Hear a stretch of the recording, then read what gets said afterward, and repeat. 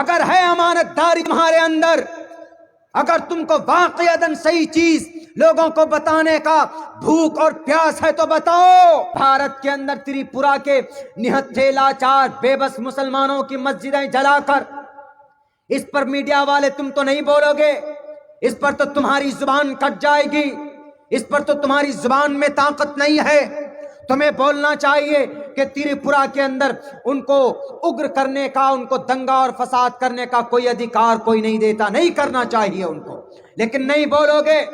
چلاؤ ہمارے اس video clip کو اپنے نیوز کے اندر، اپنے چینلوں میں، کہ شریعہ قانون کا مطلب اللہ کو ایک ماننا، شریعہ قانون کا مطلب نماز پڑھنا، عبادت کرنا، شریعہ قانون کا مطلب زکوٰۃ دینا، غریبوں کی مدد کرنا، شریعہ قانون کا مطلب اپنے اندر پیوریفائی، پاکیزگی کے لیے اپنے اندر کی برائی کو ختم کرنے۔ بتاؤ، جب کروچھیتر میں دھرم چھیترے کروچھیترے مامساوت سواہا، جب وہاں پر شری ارجن جی کو کرشن جی اپدیش دیتے ہیں کہ اٹھاؤ تلوار اور اٹھاؤ نیزا، اٹھاؤ تیر اور اٹھاؤ دھنس اور مقابلہ کرو ان لوگوں کا، جب وہ پاپ نہیں ہوتا ہے تو محمد الرسول اللہ اگر بدر کے میدان میں تلوار اٹھاتے، محمد الرسول اللہ اگر احد کے میدان میں تلوار اٹھاتے، محمد الرسول اللہ غزوہ خندق میں اگر تلوار اٹھاتے، محمد الرسول اللہ اگر غزوہ احزاب میں تلوار اٹھاتے،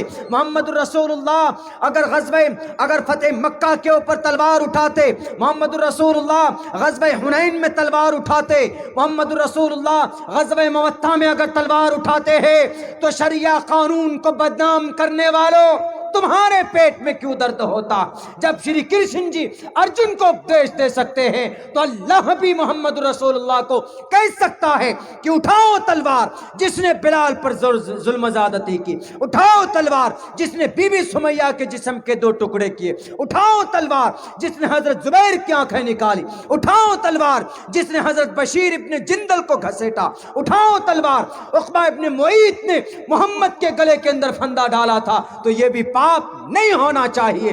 دیکھتے ہو تو دونوں نظریے سے دیکھو، ایک نظریے سے مت دیکھو۔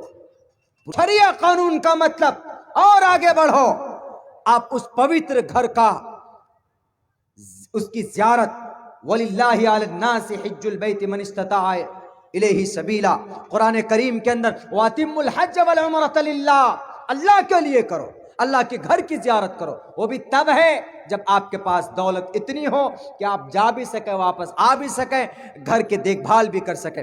شریعہ قانون کا مطلب یہ ہے، شریعہ قانون کا کوئی الگ مطلب نہیں۔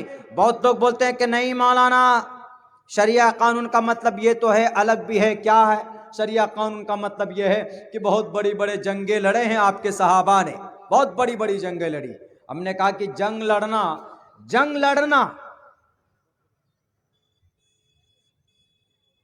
یہ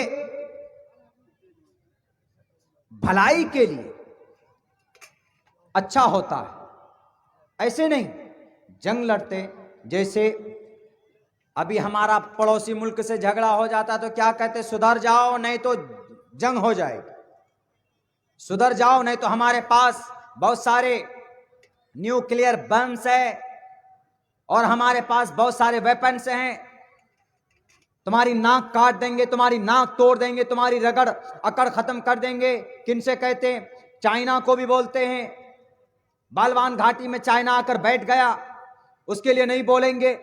تو بیرک کبھی کبھی جنگ ایسا ہوتا ہے کہ جنگ کی وجہ سے گروتھ ہوتی، ترقی ہوتی، وہ بھی اس جنگ کے اندر، لیکن قانون ہے کہ نہتوں پر، لاچار پر، بے بس پر، بوڑھوں پر، بچوں پر ہتھیار نہیں داغے جائیں گے، صرف شتروؤں پر، صرف دشمنوں پر۔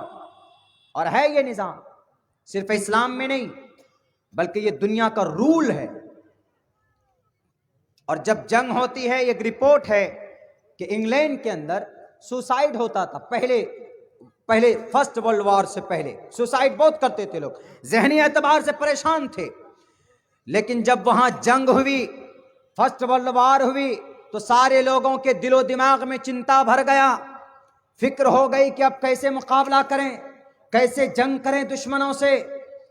ملک اسرائیل، وہاں پر جنگ ہوتی ہے، جنگ سے شروعات کی تھی پیسے کم تھے، کھانے کے لیے پیسے نہیں تھے، لیکن انہوں نے جو بھی پیسہ تھا انہوں نے پیسہ لے کر قریبی ملک سے، عرب ممالک سے ہتھیار خریدے تھے۔ کسی نے کہا کہ کھانے کے لیے پیسے نہیں، آپ ہتھیار خرید رہے ہو جنگ کرنے کے لیے؟